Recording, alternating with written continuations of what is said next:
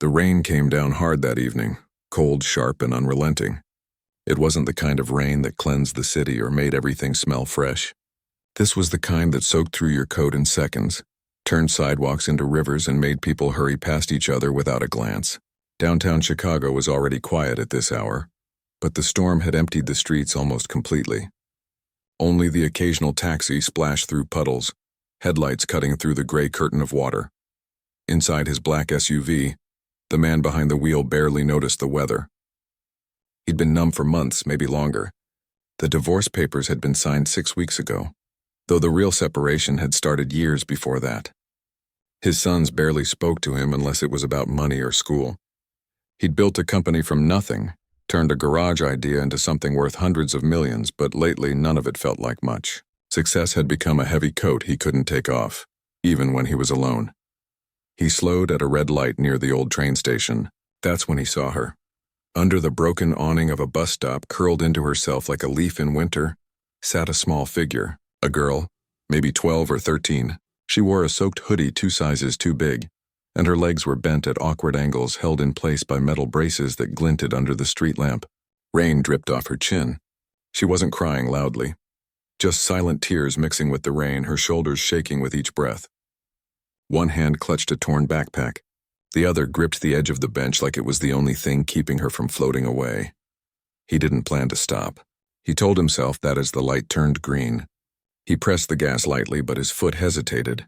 Something about her stillness, the way she didn't look up, didn't flinch at passing cars, pierced through the fog he'd been living in. He pulled over to the curb, tires crunching on wet gravel.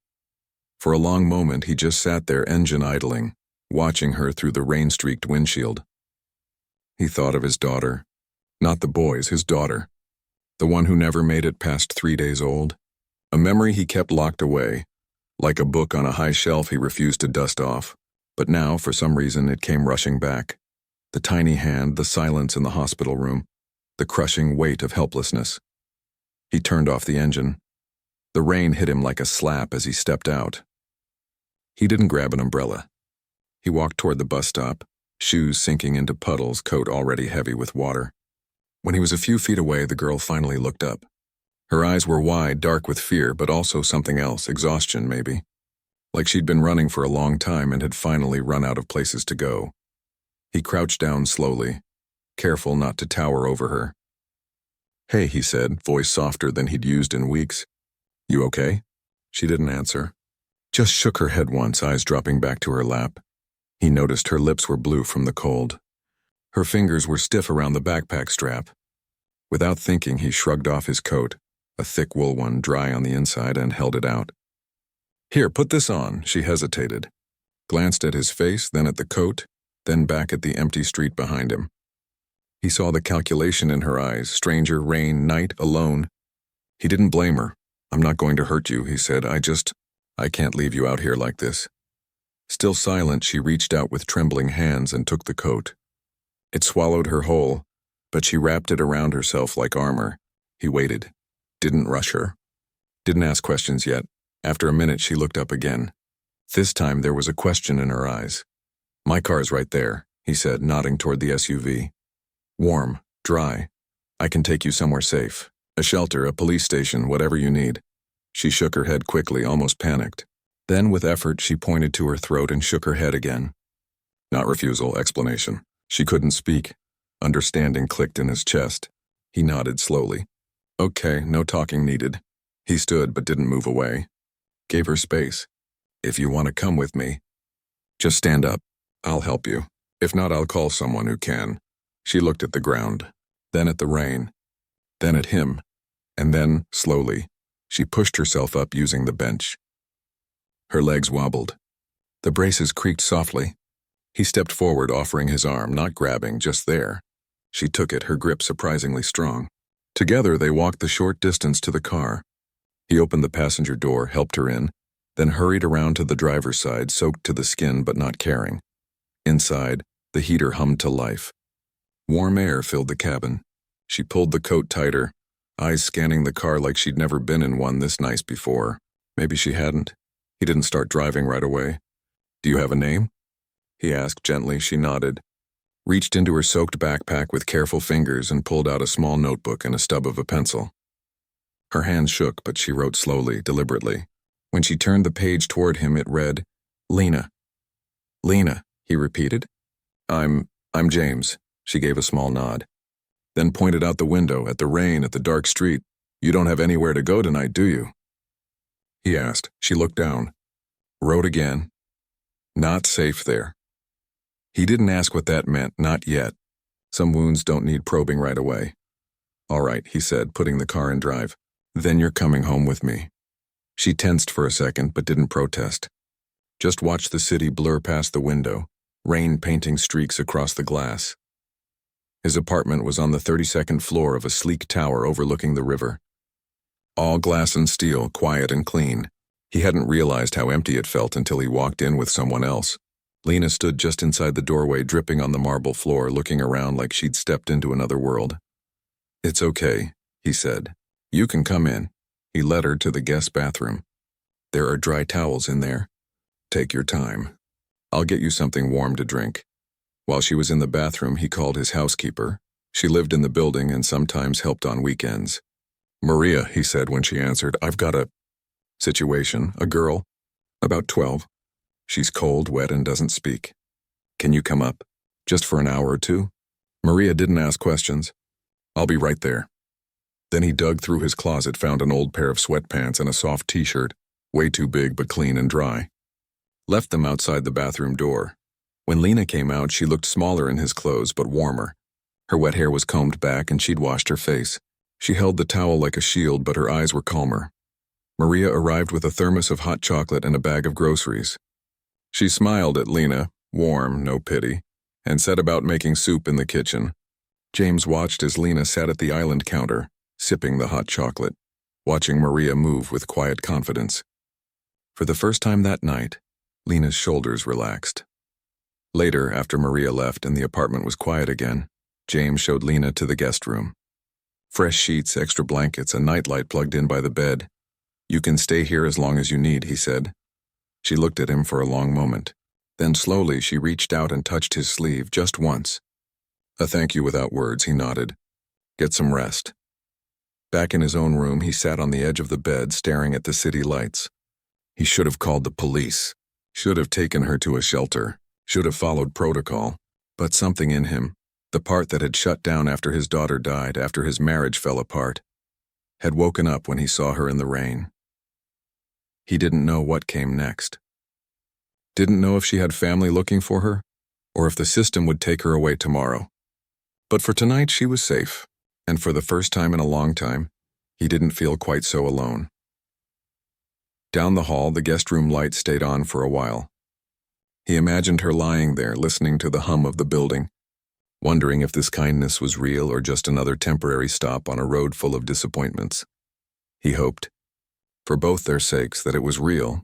Outside, the rain finally began to ease, not stop, just soften like the city itself was catching its breath. And in that quiet space between storm and calm, something fragile but important had begun, not a rescue, not a miracle, just two lost people finding each other in the dark, one small act of courage at a time. Morning light slipped through the tall windows, soft and gray, the kind that follows a long night of rain. The city below was waking up, cars humming, distant sirens, the clatter of delivery trucks. But inside the apartment, everything was still. James stood outside the guest room door, coffee in hand, listening. No sound came from within. He knocked lightly.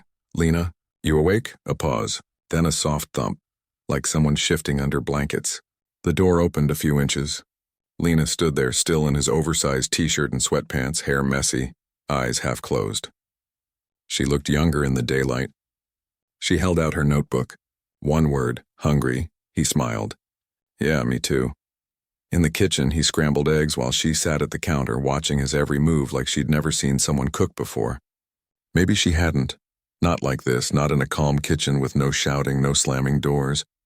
He set a plate in front of her, toast on the side, juice in a glass. She ate slowly, carefully, as if making sure it was real. After breakfast, he called the number he'd been avoiding, the non-emergency line for child services. A woman with a tired but kind voice listened as he explained what happened. She's safe, he said. Dry-fed, but I don't know where she belongs. Do you have her ID? Anything with a name? He glanced at Lena, who was now tracing patterns in the condensation on the window.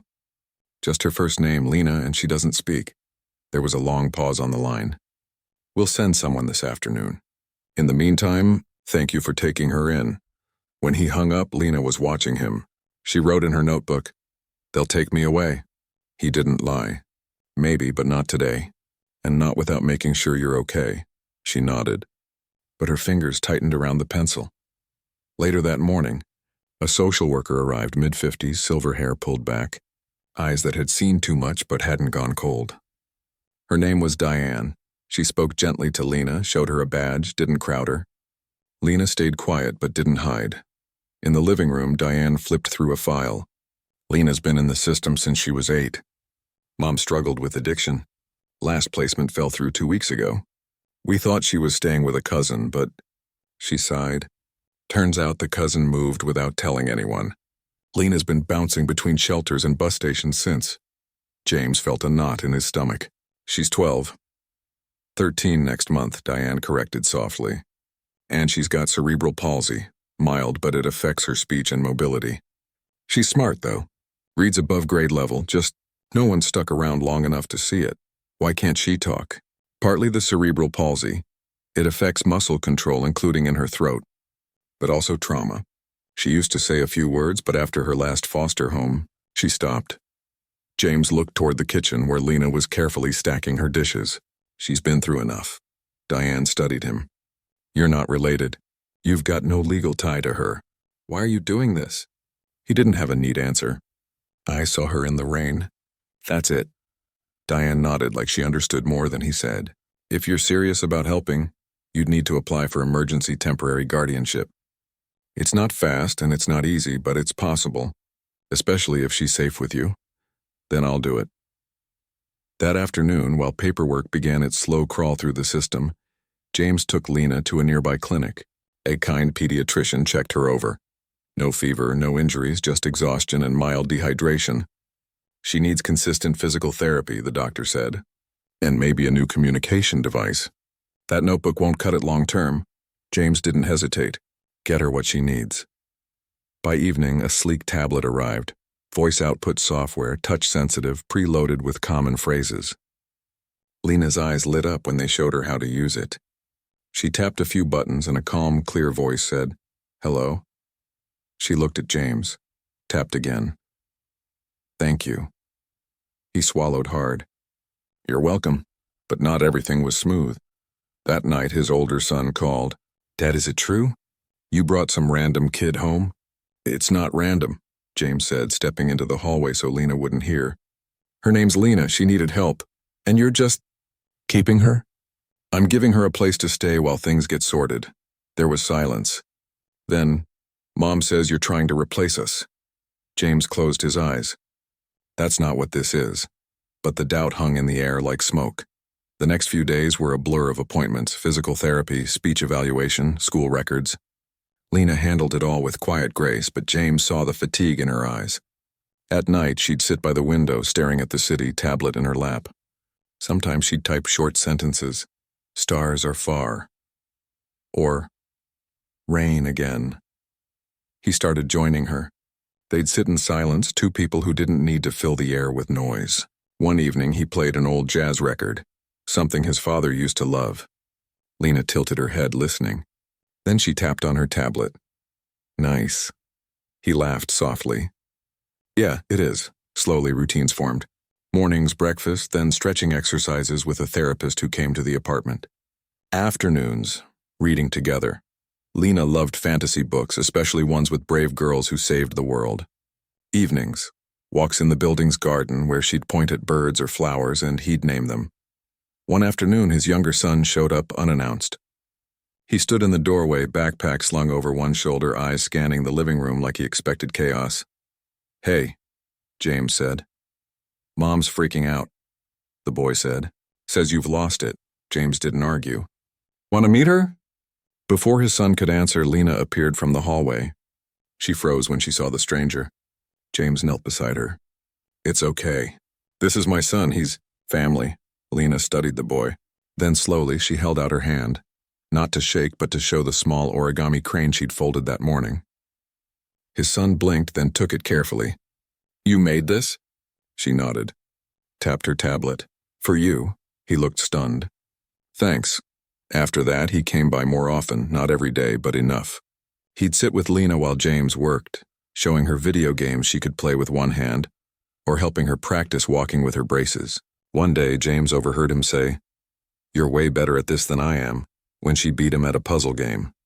Lena grinned, the first real smile James had seen, but the outside world wasn't as kind.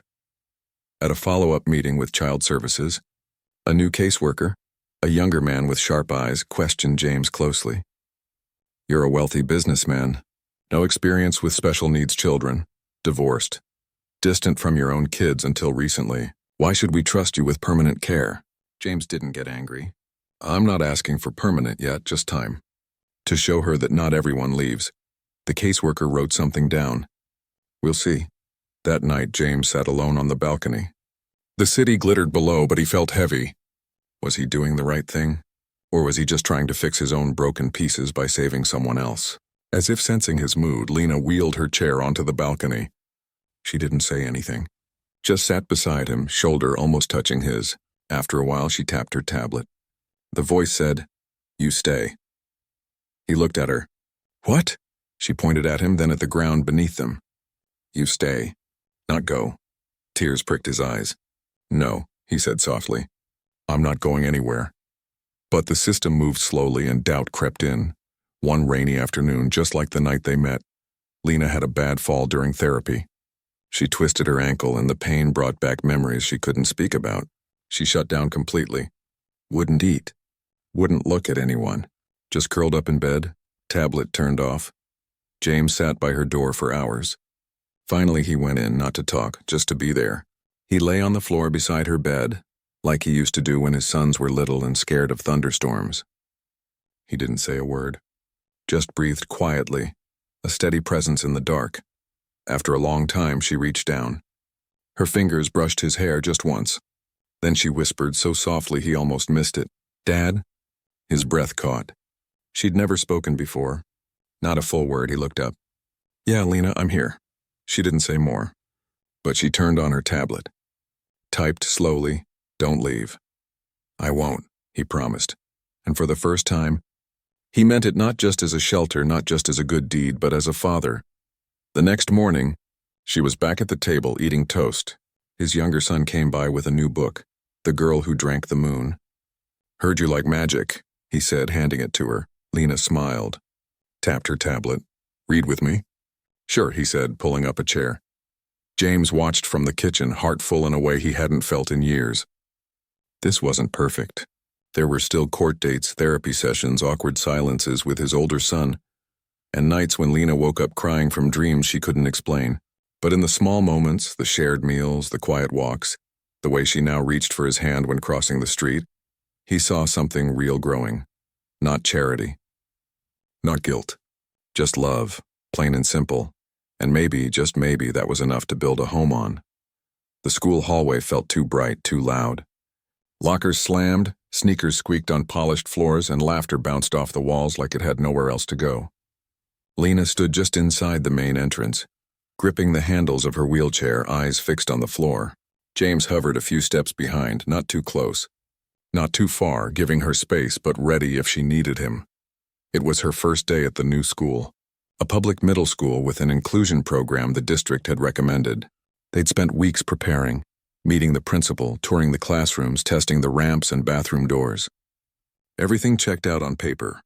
But paper didn't account for the way kids stared. A group of boys passed by, slowing just enough to whisper. One mimicked the way Lena's hand trembled when she reached for her tablet. She didn't look up, but James saw her shoulders tense. He stepped forward, voice calm but firm. "Morning, gentlemen." They scattered like pigeons. Inside the classroom, the teacher, a woman with kind eyes and silver-streaked hair, greeted Lena warmly. "We're so glad you're here," she said, showing her to a desk with extra room for the chair. James stayed for the first hour, sitting in the back, watching. Lena typed answers on her tablet when called on. The other kids were curious, some even friendly. but the air still felt fragile like thin ice. At lunch, things cracked. Lena sat alone at a corner table, picking at her food. Two girls approached, smiling at first. Then one leaned in and said loud enough for nearby tables to hear, "Can she even talk, or is she just broken?" Lena froze. Her fingers hovered over her tablet, but she didn't respond. James, who'd been waiting outside the cafeteria as agreed, saw it through the glass door. He didn't storm in. He walked in slowly, deliberately, and stood beside Lena's table. "Actually," he said, voice low but clear, "she talks better than most people I know. She just chooses her words carefully." The girls flushed and hurried away. He pulled up a chair. "You okay?" Lena nodded, but her eyes were wet. She typed, "I hate it here." "I know," he said, "but we're not leaving. Not because of them." That afternoon he called the principal, not to complain, though he wanted to, but to ask for a meeting. "I want an inclusion plan that actually includes," he said. "Not just ramps and desks. I want training for staff. I want kids to understand her, not just tolerate her." The principal agreed. A week later, the school held a special assembly. Lena didn't speak, but a therapist explained cerebral palsy, communication devices, and how to be a good friend to someone who's different. Afterward, a boy from her class came up and asked if she wanted to join their robotics club. "We could build a robot that talks like your tablet," he said earnestly. Lena smiled. Typed, "Yes." But school wasn't the only battlefield. At home, tension simmered. His older son hadn't visited in weeks. When James called, the boy's voice was cold. "So now you're Mr. Perfect, Dad? Adopting kids, fixing schools. What about us? You barely knew our birthdays last year." James didn't defend himself. "You're right. I wasn't there. And I can't change that. But I'm trying now, with both of you." "Trying isn't enough," his son snapped, then hung up. The words stung, because they were true. That night, James sat in his study staring at adoption paperwork. The social worker had warned him. Permanent guardianship is one thing. Adoption is forever. The court will look at your whole life, your past, your parenting, your motives. He thought about his daughter who never came home from the hospital. About the years he buried himself in work to avoid the pain. About how he'd let his marriage crumble because he didn't know how to be soft. Was he doing this for Lena or to fill a hole in himself? He didn't have a clean answer. Maybe it was both. The next morning he found Lena in the living room watching old home videos on his laptop, footage of his sons as little boys, building forts, laughing in the snow. She looked up when he entered. "You miss them?" he asked. She nodded. Typed, "You sad." "I am," he admitted. "But not because of you. Because I wasted time." She rolled her chair closer, reached out and placed her hand over his. Then she tapped her tablet. "Not waste now." He squeezed her hand. "Yeah, now." A few days later, his younger son showed up with a surprise, a blueprint sketched on notebook paper. "I've been thinking," he said, spreading it out on the kitchen table. "We should build her a treehouse. Not just any treehouse, one with a ramp, wide door, solar lights. Something she can actually use." James stared at the drawing. "You'd help with this?" "Yeah. And I asked a few guys from shop class." "They're in." Lena, who'd been listening from the doorway, wheeled over. She studied the blueprint, then looked at the boy with something like wonder. Typed, "Really?" "Oh, really," he said, grinning. "We start this weekend." For the first time, James saw his sons and Lena as something more than separate pieces. He saw a family forming slowly, stubbornly, in the cracks of their broken past. But the system wasn't done testing them. A new social worker, strict, by the book, scheduled a home visit. She walked through the apartment, noting safety features, checking Lena's room, asking pointed questions. "How many hours a day do you spend with her? Who handles her medical appointments? What's your plan if your business demands more of your time?" James answered honestly. "I've cut back at work. Hired a COO. My priority is here." She wrote it all down, face unreadable.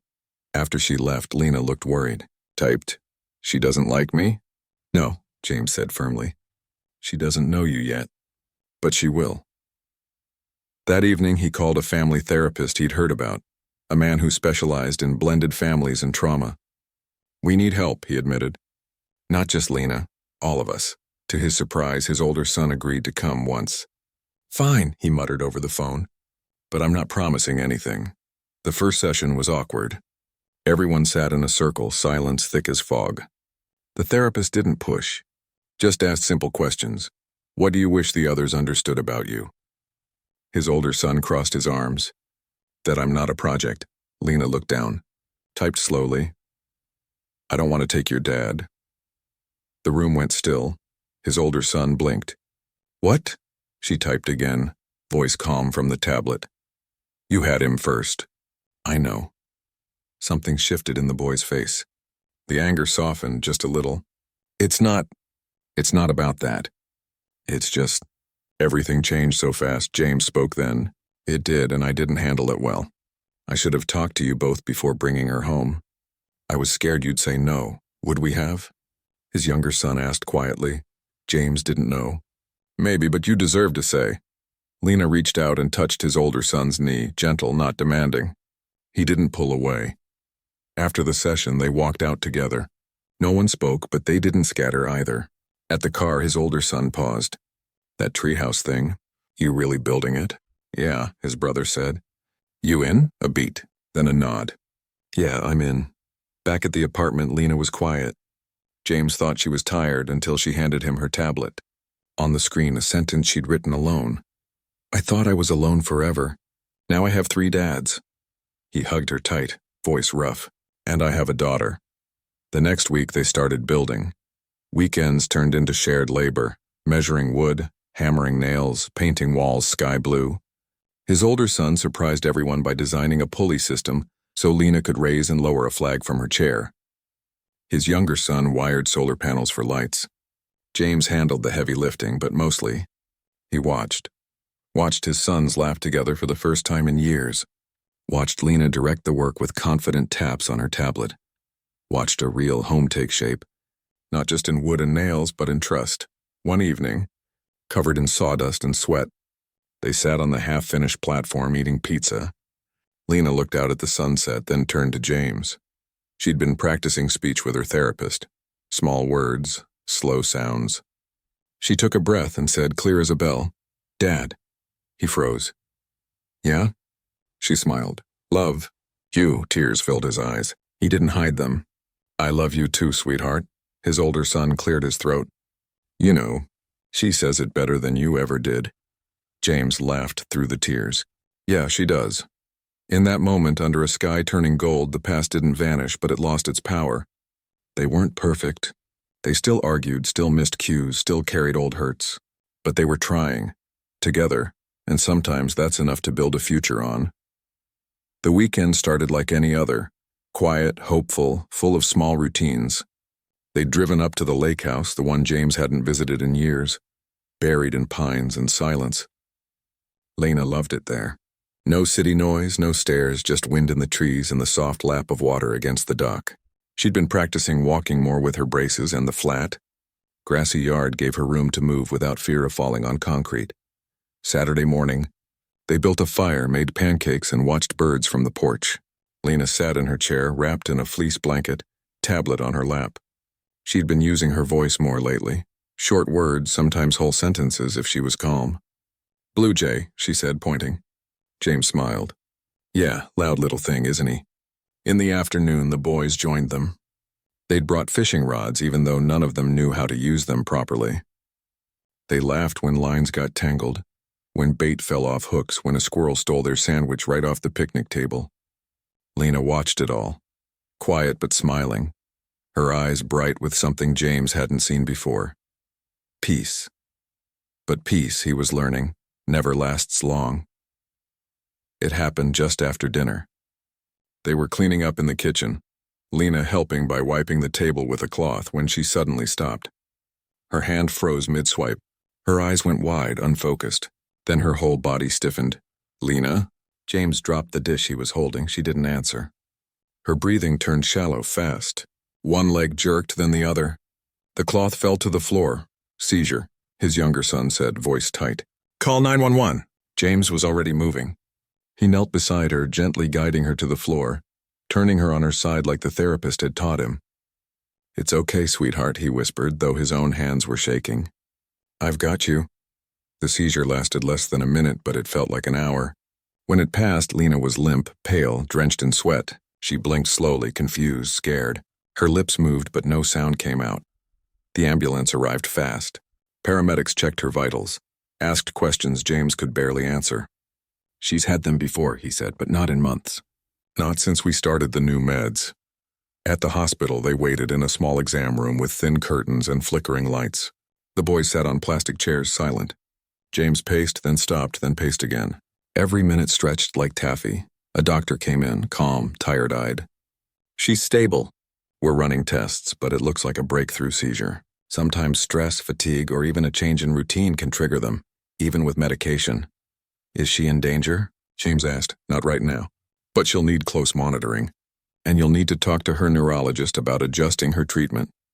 They kept her overnight for observation. James refused to leave. His sons went back to the city to get her things: clothes, tablet, favorite blanket. But he stayed, sitting in the hard chair beside her bed, holding her hand while she slept. Sometime around 3 a.m. she woke up. Her eyes found him in the dim light. She tried to speak, but her voice was weak, slurred. Frustrated, she reached for the tablet they'd brought. Her fingers trembled as she typed. "Sorry." James's throat closed up. "Don't you ever apologize for being sick," he said softly. "You didn't do anything wrong." She typed again, slower. "Scared you." "I was," he admitted. "But not because of you. Because I couldn't fix it, I just had to sit there and watch." She looked away, tears welling. Then, after a long pause, she typed, "You stayed." "Of course I stayed," he said, squeezing her hand. "Where else would I be?" She didn't answer right away. Just watched him, like she was seeing him for the first time. Not as the man who gave her shelter, but as someone who chose to stay, even when things got hard. Later that morning, after the doctor cleared her to go home, James sat in the hospital cafeteria with a cup of terrible coffee. He hadn't slept. His mind raced, not just about Lena's health, but about everything. The court date was coming up. The final decision on adoption. He'd been so focused on proving he was capable, responsible, stable. But last night, none of that mattered. All that mattered was being there. He pulled out his phone and called his lawyer. "I've made a decision," he said. "I don't just want guardianship. I want to adopt her, legally, fully. I want her to know, no matter what happens, she's my daughter. Not temporary. Not for now. Forever." His lawyer was quiet for a moment. "That changes things. The court will dig deeper. They'll want to know why, really why." "I'll tell them," James said. "I'll tell them everything." Back at the apartment, life tried to return to normal. But something had shifted. Lena was quieter, more thoughtful. She spent hours on her tablet, not just typing messages, but writing little stories, poems, observations. One afternoon, James found her crying softly in her room. "What's wrong?" he asked, sitting on the edge of her bed. She handed him the tablet. On the screen was a sentence. "What if you change your mind?" He felt like someone had punched him in the chest. "Lena, look at me." She did, eyes red-rimmed. "I found you in the rain," he said, voice steady. "I didn't save you because I felt sorry for you. I stayed because I love you. And love doesn't go away when things get hard. It gets stronger." She wiped her eyes. Typed, "Promise?" "I promise." A week later, they stood in a courtroom that smelled like old wood and disinfectant. Sunlight streamed through high windows. Lena wore a new dress, blue, her favorite, and sat between James and his younger son. His older son stood behind them, arms crossed but present. The judge was a woman with silver hair and sharp eyes.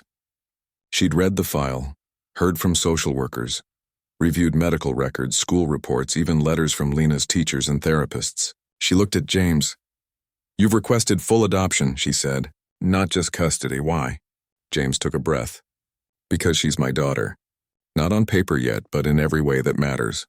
She calls me Dad. She trusts me. She's part of our family. And I don't want her to ever wonder if that could be taken away." The judge turned to Lena. "Do you understand what adoption means?" Lena nodded. She tapped her tablet. The calm voice filled the room. "It means I belong." The judge's expression softened just a little. She asked a few more questions about support systems, long-term plans, medical care. James answered honestly. He talked about cutting back at work, about therapy, about the treehouse they'd built together. He didn't pretend to be perfect. He just said, "I'm learning." Every day. Then his older son stepped forward. "Your Honor," he said, voice a little shaky. "I didn't want this at first. I thought it was, I don't know, a distraction. But she's not. She's my sister. And if my dad can love her this much, maybe I should have trusted him sooner." The judge nodded slowly. She looked at Lena again. "And you, young lady, do you want this man to be your legal father?" Lena didn't hesitate. She reached out and took James's hand. Then she spoke, clear, strong, no tablet needed. "Yes." The word hung in the air like a bell. A few days later, the papers came, official, final. Lena was his daughter in every way the law recognized. That night, they celebrated quietly. No party, no fanfare, just pizza on the living room floor, the boys arguing over a video game, Lena laughing at something silly on her tablet. After the boys left, James sat with Lena on the balcony. "You okay?" he asked. She leaned her head against his shoulder. "Typed. I have a dad now. For real." "You always did," he said. "But now the whole world knows it." She was quiet for a while. Then she said softly, "Dad?" "Yeah? Thank you." "For the rain." He hugged her close, blinking back tears. "Thank you for letting me bring you home."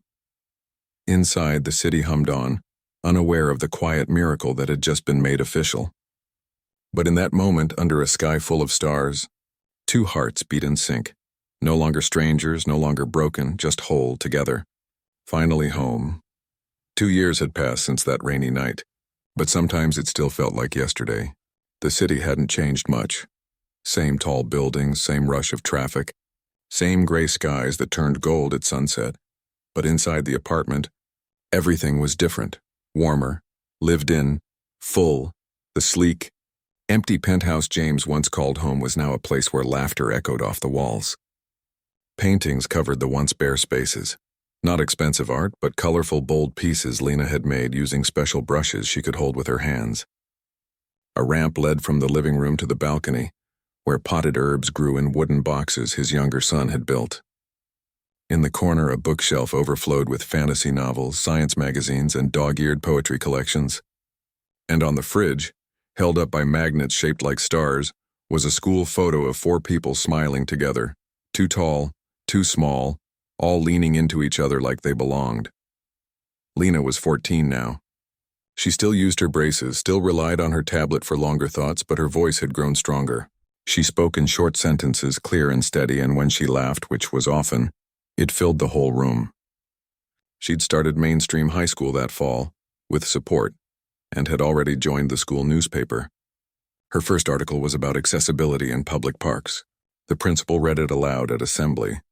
James had changed too. He'd stepped back from day-to-day operations at his company, handing the reins to a trusted team.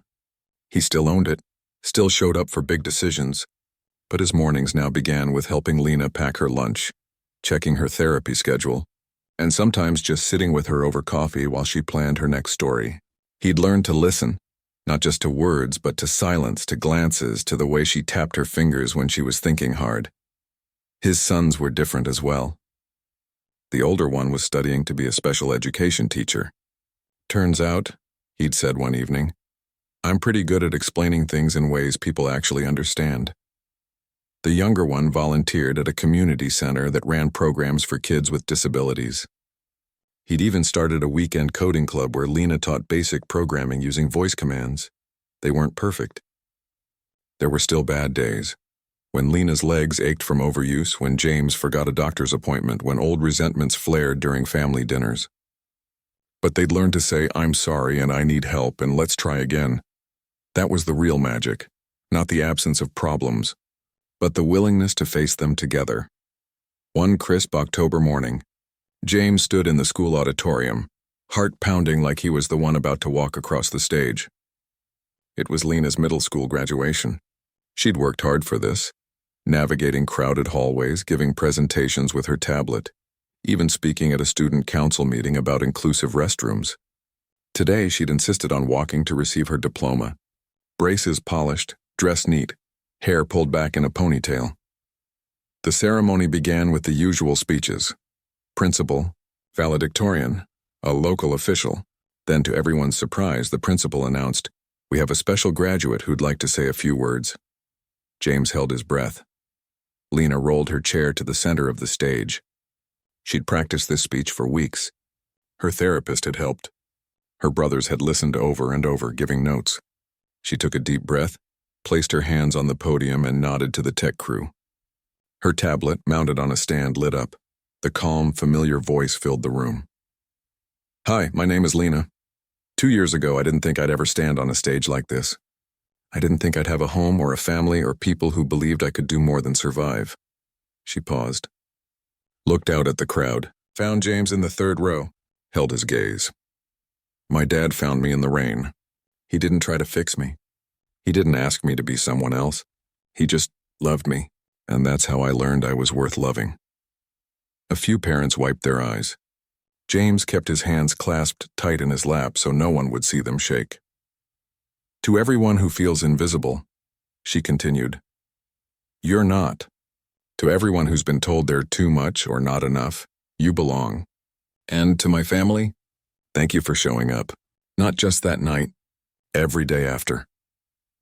She ended with a simple, "Thank you," and rolled back to her seat to thunderous applause.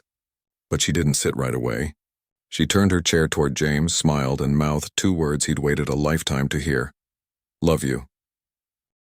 After the ceremony, they gathered outside under a sky streaked with pink and orange.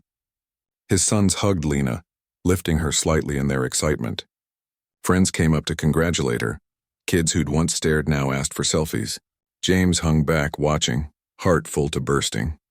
Later, over ice cream at their favorite spot downtown, his older son said, "You know, I used to think you were doing this to make up for everything. But it's not that, is it?" James shook his head. "No, it's not about making up for anything. It's about moving forward, together." Lena tapped her tablet. "A family isn't blood. It's who stays." His younger son grinned. "And who builds tree houses." They all laughed. That night, back at the apartment, James stood on the balcony alone for a moment. The city lights shimmered below, steady and endless. He thought about that night in the rain, the cold, the silence, the small figure under the bus stop awning. He'd thought he was saving her, but she'd saved him too. She'd reminded him that love isn't about grand gestures or perfect timing. It's about showing up, again and again, even when you're scared, even when you don't know what to do. Inside, the boys were helping Lena hang her diploma on the wall beside her artwork. He could hear them bickering playfully about where it should go. "Higher!" "No, it's crooked." "Lena, tell him." And Lena's voice, clear and firm, "Left, a little more." He walked back in. "Need a second opinion?" he asked. They all turned. Lena pointed to the spot. "There!" He stepped forward, adjusted the frame, stepped back. "Perfect." She rolled over and took his hand. "Dad? Yeah?" "Pizza night?" he smiled. "Absolutely." They gathered in the kitchen, 4 mismatched souls who'd found each other in the mess of life. No one was whole when they started. But together they'd built something real. Not because they were perfect, but because they chose each other. Every single day. As the oven hummed and the smell of cheese and tomato filled the air, James looked around the table, at his sons joking, at Lena typing a message to a friend. At the easy way they moved around each other, like they'd always belonged. Outside rain began to fall again, soft and steady. But inside it was warm, safe. Home. And for the first time in a long time, he knew, without doubt, without fear, that this was exactly where he was, meant to be. There was no grand reason for the trip, just a quiet idea that had grown in James's mind over weeks of watching. Lena traced the lines of old photos in a dusty album. She'd found it in the back of his closet, filled with pictures from before the divorce, before the company took over his life, even before the baby girl who never came home. In one photo, a much younger James stood on a beach barefoot holding a seashell. Lena had pointed to it and typed, "Where?" "Cape Cod," he'd said. "My parents took me there every summer when I was a kid." She'd looked at him with those deep, thoughtful eyes. Go back? He hadn't been there in over 30 years. But something in her question felt like an invitation, not just to a place, but to a kind of healing neither of them had named out loud.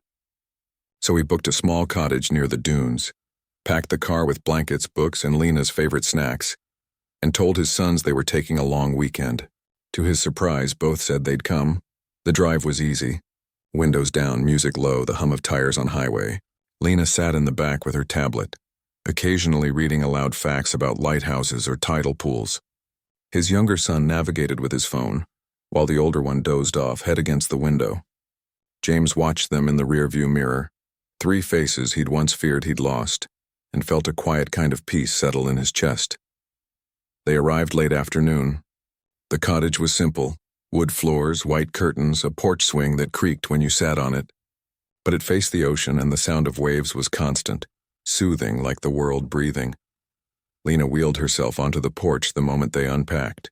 She didn't say anything for a long time, just watched the water roll in and out, sunlight glinting off the surface.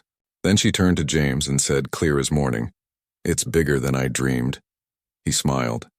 "Yeah, it is." The next morning they walked the beach. The sand was cool underfoot, the air salty and sharp. Lena used her walking frame, something new she'd been practicing with, and took slow, careful steps. Her brothers flanked her, not hovering, just there if she needed a hand. James walked behind, letting them have their space. At one point she stopped, bent down with effort, and picked up a smooth gray stone. She turned it over in her palm, then handed it to his older son. "For your classroom," she said. "So your students remember the ocean." He took it like it was gold. "Thanks, Lena." Later they built a fire on the beach as the sun dipped low. No one talked much. They roasted marshmallows, watched gulls circle overhead, listened to the crash and hush of waves. When it got dark, Lena pulled out a small jar of glow sticks she'd brought. She cracked one, handed it to each of them. In the dim light, their faces glowed soft blue. "Remember the treehouse?" his younger son asked suddenly. Lena nodded. "First night we turned on the lights. We thought the solar panel wouldn't work," the older one added, chuckling. "But it did." James looked at them, his sons, his daughter, lit by ocean night and childhood magic. "You know," he said quietly, "I used to think love was something you earned, by working hard, by being successful, by never showing weakness. But you 3, you taught me it's just something you give, even when you're scared. Especially then." Lena reached over and squeezed his hand. "You gave it anyway." Back at the cottage, as the others slept, James sat on the porch with a cup of tea. The stars were bright out here, away from city lights. He thought about how far they'd come, not just miles on a map, but through fear, silence, doubt. He'd brought Lena home that rainy night thinking he was offering shelter. But she'd given him something far greater, a reason to be soft again. The next day they visited the old lighthouse. It was closed for repairs, but they walked the path around it, read the plaques, took pictures. Lena sat on a bench overlooking the water and wrote in a small notebook she'd started carrying. When James asked what she was working on, she just smiled and said, "A story." On their last evening, they ate dinner at a tiny seafood shack with picnic tables and paper plates. The food was simple, fried clams, corn on the cob, lemonade, but it felt like a feast. Halfway through, Lena put down her fork and looked around the table. "I used to think families were something you were born into," she said. "But now I know. You build them." His younger son raised his lemonade. "To builders." They clinked glasses, plastic cups really, but it felt like a toast to something sacred. The drive home was quieter. Lena slept most of the way, head against the window, her notebook tucked in her lap. His sons talked in low voices about college plans, job interviews, dreams that no longer felt out of reach. James listened, grateful not to be the center of their world anymore, just a steady part of it. Back in the city, life returned to its rhythm, but the trip had left a mark. Lena started a new project at school, a student-led accessibility audit of local parks and libraries. She interviewed city officials, wrote reports, even spoke at a town hall meeting. Her voice, once hidden, now carried weight. James, meanwhile, began mentoring young entrepreneurs, not just on business, but on balance. "Success means nothing," he told one nervous founder over coffee, "if you don't have people to share it with." One Saturday morning, months after the trip, James found a letter in the mail. It was from the old bus stop shelter, the one where he'd found Lena. The city was tearing it down, replacing it with a new, fully accessible transit hub. Included was a small metal plaque they'd removed during demolition. On it, someone had scratched years ago. "Hope lives here." He showed it to Lena. She ran her fingers over the words, then looked up. "We should put it in the treehouse." They did. That weekend, the whole family climbed up. James carrying the plaque, his sons holding tools, Lena directing from her chair below. They mounted it near the entrance, right beside the flagpole she'd helped design. Afterward, they sat on the platform, legs dangling over the edge, passing around a bag of cookies. The sun filtered through the leaves, casting dappled light on their faces. "You ever think about that night?"